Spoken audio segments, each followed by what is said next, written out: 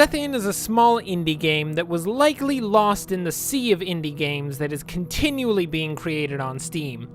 It is a puzzle game about talking to an alien computer that you cannot understand. I admit that sounds quite strange, but it is one of the better puzzle games I've played recently.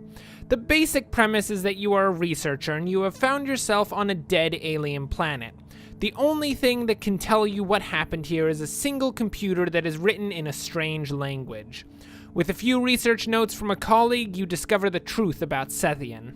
The basic mechanics are simple and yet complex. They're simple in that all that you do is type characters into the computer, which are chosen from a screen on the right, and then read what response is given by the computer. However, the real game exists in the act of communication. The language that is being used is a fictitious one that the player only has a limited lexicon for.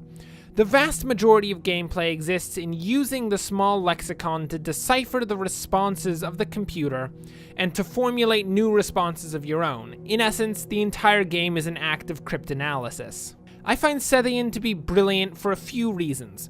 The first and probably the main reason is that I like cryptanalysis. It is rather enjoyable to try to decipher text that is otherwise an unintelligible mess.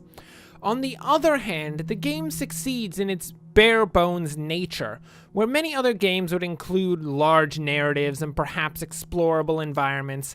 Sethian embraces its role as a puzzle game. There is nothing but the player and the computer screen.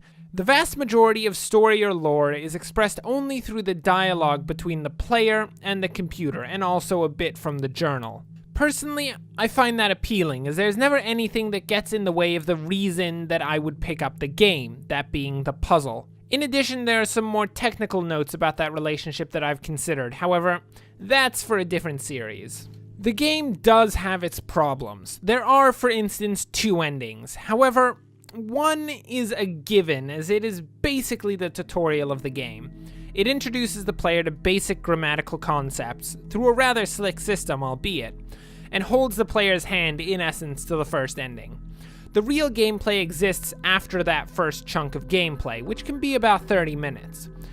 The other issue is a limit to what the computer can discuss.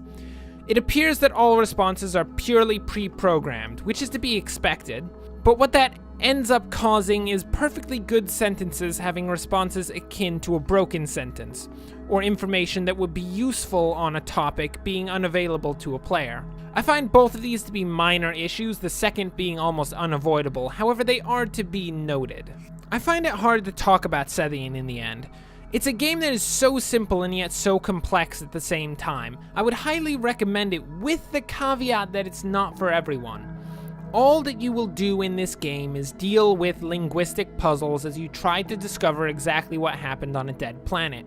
Any player that picks up this game has to be interested in intellectual challenges in their gaming, and really only intellectual challenges. It is a game that deserves more attention than it has gotten so far, and I would recommend you at least check out the Steam page in the description below. By the way, sorry for the visuals being so boring. Sethian is a visually boring game, unfortunately. Thanks for watching, and as always, enjoy the rest of your day.